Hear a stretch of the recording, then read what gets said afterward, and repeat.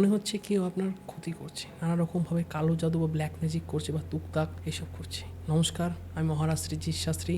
আমার এই চ্যানেলে আপনাদের সবাইকে স্বাগতম। আজকে সেই বিষয়টি নিয়ে বলবো। মনে হচ্ছে কি বাড়িতে আছি, ভালো আছি, মনে হচ্ছে কেউ আমার পিছনে কিছু করছে। কীভাবে বুঝতে পারবো সেই বিষয়গুলো? দেখুন, আমরা দৈনন্দিন জীবনে আমরা সবাই ব্যস্ততার মধ্যে দিয়েই থাকি, কিন্তু হঠাৎ কখনো মনে হয় যে কোনো রকম নেগেটিভ এনার্জি বা কেউ কিছু আমাকে করার চেষ্টা করছে। কী হতে পারে? আমি আচমকা রাত্রে ঘুমিয়ে আছি, বিছানা থেকে আমার শরীরটা অন্তত দুপুর দুপুরে উঠেছে। দ্বিতীয়ত হতে পারছে আমার বাড়িতে রাত্রে করে আমি দেখতে পাচ্ছি কালো একটা ছায়া আমার বিছানার চারিপাশ দিয়ে ঘুরছে, বলছে আয়, চলে আয়, আমার কাছে চলে আয়। অথবা আপনি খেতে বসছেন, খাবার থালায় নানা রকমের চুল পাচ্ছেন, স্নানের সময় মাথার প্রচণ্ড চুল উঠে যাওয়া, বাড়িতে সন্তান যদি থাকে সন্তানের পড়াশুনোতে অবনতি ও স্বামী স্ত্রীর মধ্যে কিছু না কিছু খুঁটিনাটি লেগেই রয়েছে, তাহলেই আপনি বুঝতে পারবেন যে আপনার বাড়িতে যদি কেউ কিছু টুকটাক করে থাকে, আপনাদের উপর ক্ষতি করে থাকে ও আপনাদের বাস্তুর উপর ক্ষতি করা আছে, তাহলেই বুঝতে পারে। তাই এই সমস্যাগুলো থেকে যদি বাঁচতে চান, তাহলে আপনাদের কিছু টোটকা আমি দিয়ে যাব, সেটি একটু মন দিয়ে শুনবেন, একটু মন দিয়ে কাজগুলোকে করবেন। যদি করতে পারেন, সেই কাজগুলো করলে আপনি আস্তে আস্তে যেই সমস্যাগুলো আছে সেই সমস্যাগুলো থেকে বেরোতে পারবেন। তাই ক্ষতির থেকে বেরোতে গেলে আপনাকে যে বিষয়গুলো করতে হবে, ফার্স্ট অফ অল কথা, আপনি যেই জায়গা থাকেন সেই জায়গা থেকে কিছুটা মাটি, যদি আপনার বাড়িতে মাটি না থাকে, আপনি যদি ফ্ল্যাটে থাকেন, তাহলে ফ্ল্যাটটা ঝাড়ু দেওয়ার পর যে ধুলোগুলো হচ্ছে সেই ধুলোগুলো নেবেন।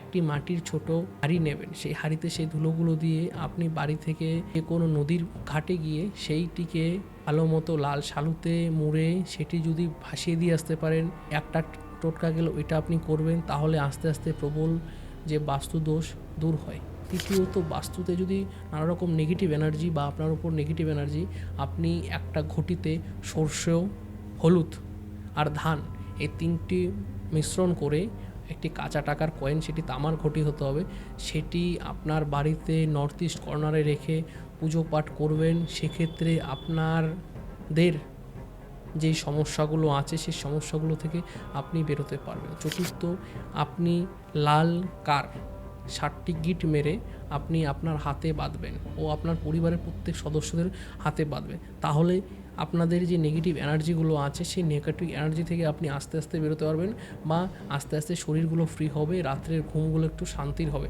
না হলে যে সমস্যা চলছে সেই সমস্যা চলতেই থাকবে। এই ছোটো ছোটো টোটকাগুলো আপনারা করবেন, করে কি হচ্ছে না হচ্ছে কমেন্ট বক্সে নিশ্চয়ই জানাবেন। তবে দৈনন্দিন জীবনে যে সমস্যাগুলো আছে সেই সমস্যাগুলো থেকে আপনারা ছোটো ছোটো টোটকার মাধ্যমে আপনি বেরোতে পারবেন। তাই প্রত্যেকের উদ্দেশ্যে বলো, টোটকাগুলো করবেন, কি হচ্ছে না হচ্ছে সবাই জানাবেন। রোজ এই টোটকাগুলো করার পর যেগুলো আপনি করবেন, আপনি যদি পারেন শনিবার মঙ্গলবার আপনারা নিরামিষ অন্ন খাবেন, বা কোনো গরিব দুঃখী বা কোনো ভিখারিকে দেখলে শনিবার মঙ্গলবার দিন কিছু না কিছু দান করবেন। যদি কিছু দান না করতে পারেন, সেক্ষেত্রে আপনি তাকে একটা বিস্কুটের প্যাকেট বা একটা জলের বোতলে দান করুন। আপনাকে তো বলা হচ্ছে না বস্ত্র বিতরণ করতে, আপনি যতটুকু আপনার সামর্থ্য অনুযায়ী আপনি দান করবেন।